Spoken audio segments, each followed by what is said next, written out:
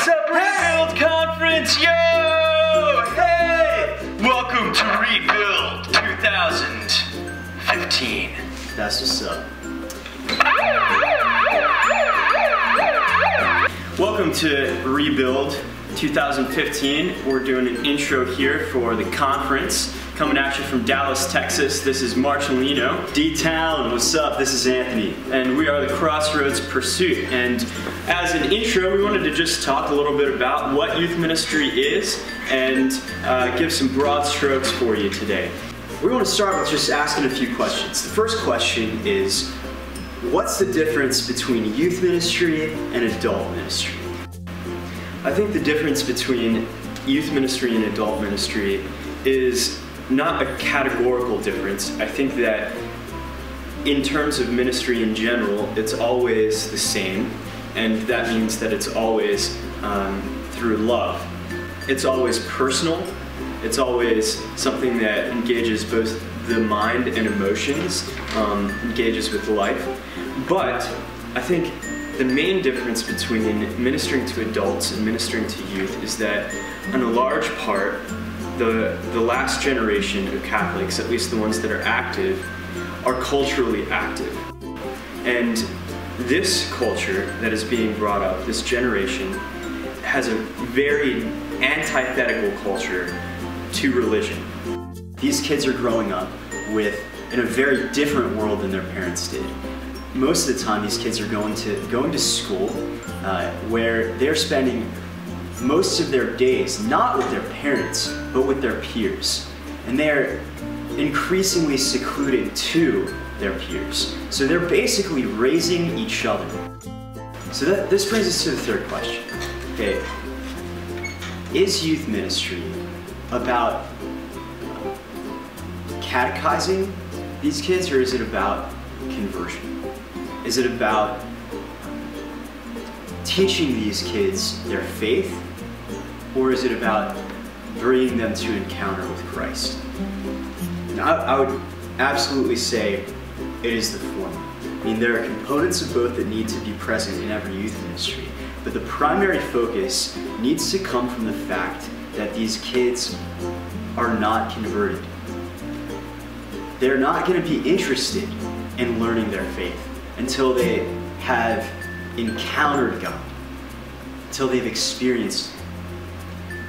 The most important thing for our ministry is to be seen and experienced as close mentors who understand the faith, understand how to live it out, and who understand the challenges of living that out as they are faced by these youth. It is an incarnational experience to be a youth minister. We are stepping down from our level of understanding, our level of connection to this general culture of Christianity, out of that culture into a secular culture of youth that is devoid of close relationships, of trust, and of Christ. So in parting, I'd like to talk a little bit about how to leave a ministry. And as youth ministers, we need to be thinking about, what do we want to hand on? What's the legacy?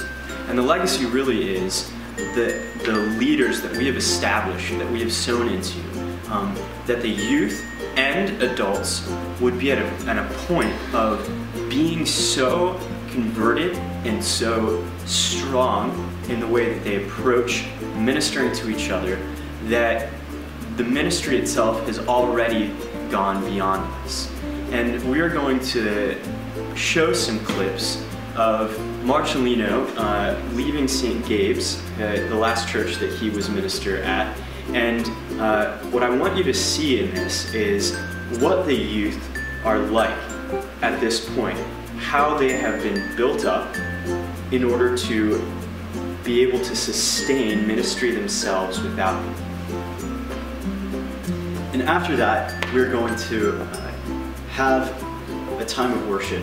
We've recorded some worship that we've done at Mass, and we hope that this will encourage you, that we'll be able to pray through this together. So, thank you so much for your time. for the Crossroads Pursuit and have an awesome conference. Bye, guys.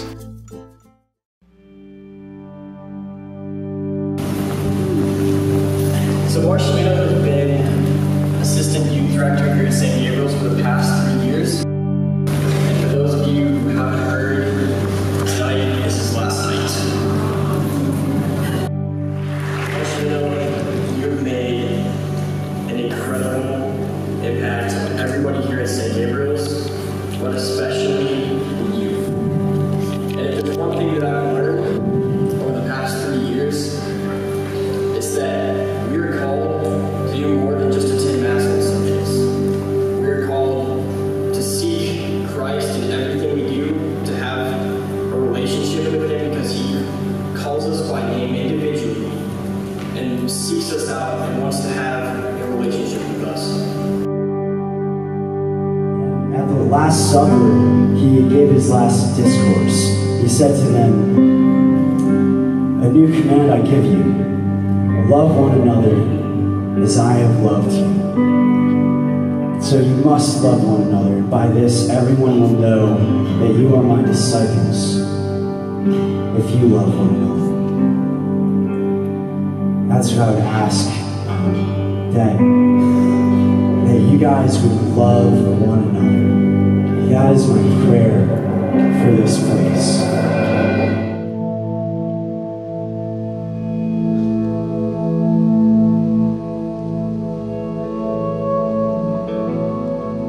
There's nothing worth more that will ever come close. Nothing can compare. You're our living hope. Your presence